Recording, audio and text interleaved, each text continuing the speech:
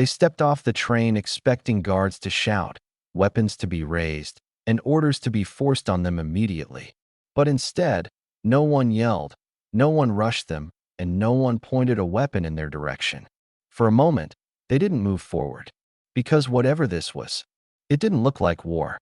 The train slowed as it entered the station, metal grinding softly against metal, and the prisoners inside shifted in place, adjusting their stance before the doors even opened, preparing themselves for what they had been told would happen next. When the doors finally slid open, the first man stepped forward cautiously, lowering himself down from the carriage and landing on the ground with controlled movement, then taking a few steps aside to allow the others to follow, while his eyes immediately scanned the area ahead. But what he saw forced him to pause slightly, not long enough to stop the line, but enough to disrupt his expectation, because the guards were not shouting, not rushing them, and not forcing immediate movement, instead standing at a distance and signaling calmly. The second prisoner stepped down and moved forward more quickly, nearly colliding with the man ahead before adjusting his pace, then turning his head briefly to the side, observing a group of American personnel moving equipment between vehicles without tension. A third man followed, gripping the side of the train before jumping down, landing harder than the others, then straightening his posture and looking forward, only to slow slightly as he processed the same unexpected scene. The line continued to form, each prisoner stepping down, adjusting position, and moving forward, but the rhythm was no longer tight or forced, instead becoming uneven as each man reacted differently to what he was seeing. One guard raised his hand slightly, gesturing for them to continue moving forward, and although the signal was clear, it lacked the urgency they had prepared for, forcing them to move by choice rather than pressure. And as more prisoners stepped off the train and joined the line, the first shift had already happened, not because of anything dramatic, but because the reality in front of them did not match what they had expected at all. The line moved forward toward a designated processing area, where several tables had been arranged in a straight formation, and as the prisoners approached, the structure of the setup became clear, forcing them to adjust their pace again as the space narrowed and movement became more controlled. The first prisoner stepped up to the table and stopped, waiting for an order, but instead of being shouted at, the guard in front of him simply placed an item on the surface and gestured for him to take it, creating a moment of hesitation before the prisoner reached forward. He extended his hand slowly, picked up the item, and held it for a brief second as if expecting a reaction, then stepped aside when nothing happened, allowing the next man to move forward. The second prisoner approached more directly, repeating the same action but with less hesitation, taking what was given and moving on without pausing, already adapting to the pattern that had formed. Further back, one man adjusted his position to see better, leaning slightly to the side while maintaining his place in line, then stepping forward when the gap opened, moving faster than before to avoid holding the flow. A prisoner near the center dropped something as he moved away from the table, and the object hit the ground with a sharp sound that caused several heads to turn, but instead of punishment, a guard motioned calmly for him to pick it up and continue. The man bent quickly, retrieved the object, and stepped forward again, his movement now faster and more controlled, as if correcting himself without needing instruction. The process continued in the same structured way, each prisoner stepping forward, taking what was given, and moving aside, creating a steady rhythm that replaced the uncertainty of arrival with something more predictable. As the final prisoners passed through the tables, the group began to reorganize on the other side, forming again without being forced, adjusting their spacing and posture based on observation rather than command. And by the time the last man stepped away from the table, the second shift had already taken place, not because of what they were told, but because of what they had just experienced directly. The group was directed forward again, this time moving deeper into the camp along a defined path, and as they walked, the layout of the area began to reveal itself, with buildings aligned in rows and open spaces separating each section in a structured way. One prisoner turned his head slightly as they passed the first row of barracks, scanning the exterior walls and windows, then straightened again as he continued walking, adjusting his pace to stay aligned with the group. Another man slowed briefly, allowing a small gap to form in front of him, then stepped forward again, using the pause to observe a group of American soldiers moving equipment between buildings without urgency or visible tension. A vehicle passed across the path ahead, forcing the line to slow momentarily, and during that pause, several prisoners shifted their stance, turning slightly to follow the movement before being signaled to continue forward again. As they resumed walking, one prisoner adjusted his posture, standing more upright than before, while another lowered his gaze briefly to watch his footing, then lifted it again to scan the surroundings. They passed another section where supplies were stacked neatly near a building, and one man extended his gaze toward the crates, tracking them as he walked past, then turned forward again as the line continued. A guard walked alongside the group for several steps, observing without speaking, then changed direction and moved away, leaving the prisoners to continue along the path without direct supervision at close range. The movement became more fluid as the group adapted, spacing themselves naturally and adjusting their pace based on the environment rather than strict control, creating a different kind of order than they had expected. And as they moved deeper into the camp, the third shift occurred, not suddenly, but through a series of observations that continued to build, each one reinforcing that this place operated differently from what they had prepared for. The group was directed toward one of the barracks, and as they approached, the structure itself already created a new kind of hesitation, because nothing about its exterior suggested neglect or damage, forcing several prisoners to slow slightly as they reached the entrance. The first men stepped inside, one after another, adjusting their eyes to the change in light, then spreading out naturally as the space opened in front of them, revealing rows of beds arranged in a consistent and organized layout. One prisoner walked directly toward the nearest bed, placed his hand on the frame, and pressed down slightly to test its stability, then released it and stepped back half a step before looking toward the others. Another man moved along the row, running his hand briefly across the surface of a mattress, then stopping at the next one to repeat the same motion, comparing them without speaking before choosing a position and placing his belongings down.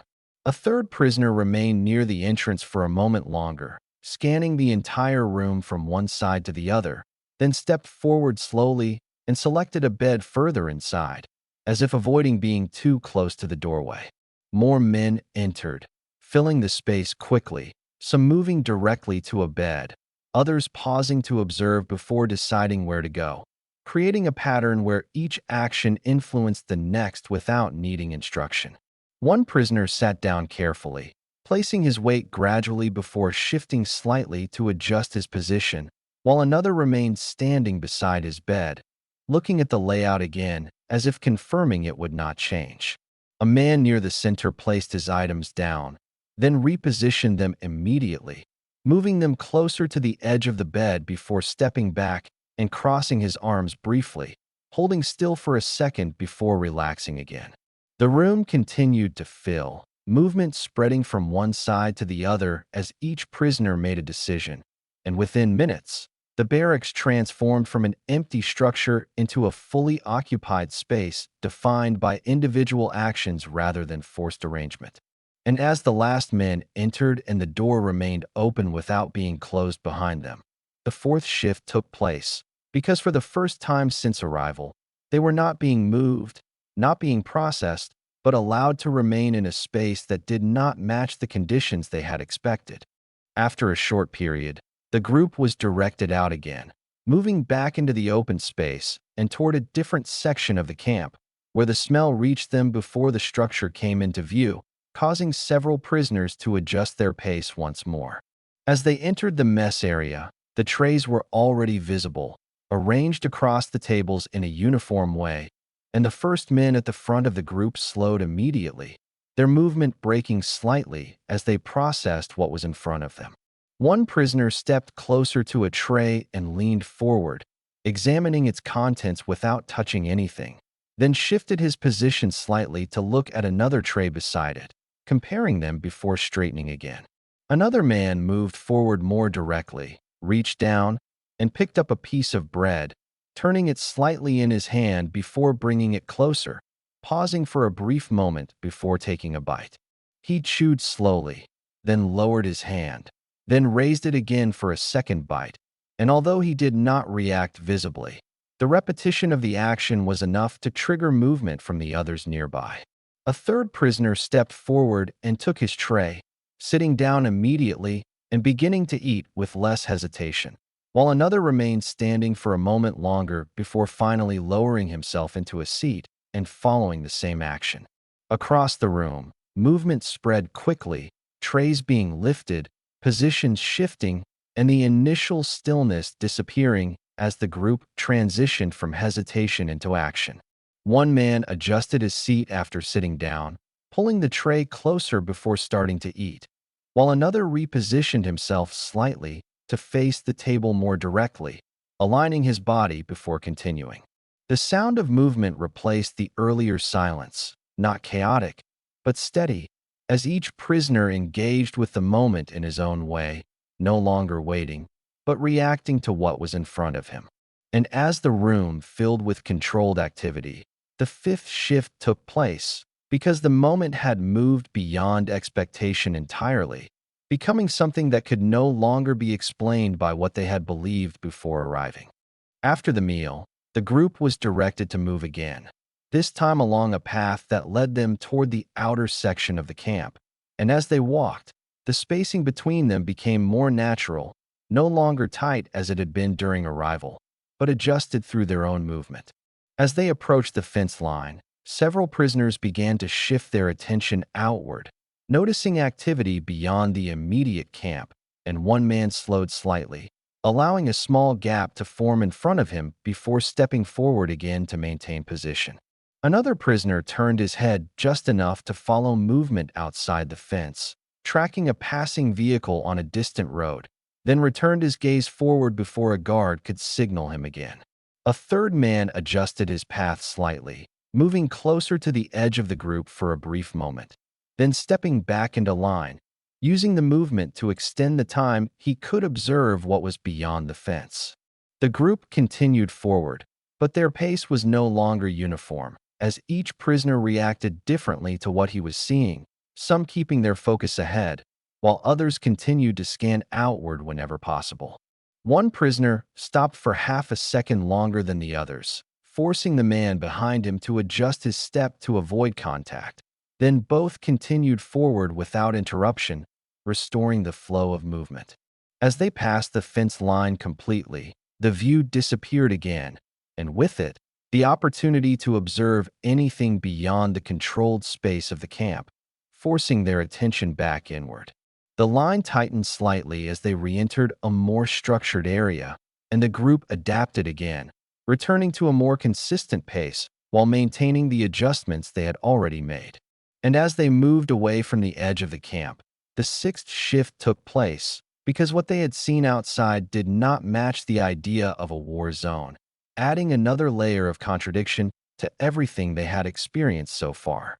As the day moved forward, the group was directed back toward the barracks, and this time the movement was slower, not because of control, but because the pace had naturally decreased after everything they had seen and experienced. The prisoners entered the barracks again, but unlike before, they did not pause at the entrance, instead moving directly toward their assigned beds, each man returning to the place he had chosen earlier without hesitation. One prisoner sat down immediately, adjusting his position and placing his hands on his knees, then leaning slightly forward as if processing the day's events without needing to move further. Another man lay back on his bed, staring upward for a moment before turning slightly to the side, adjusting his posture again before becoming still. A third prisoner removed his outer layer and folded it carefully before placing it beside him, then sat down slowly, keeping his gaze lowered as he settled into position.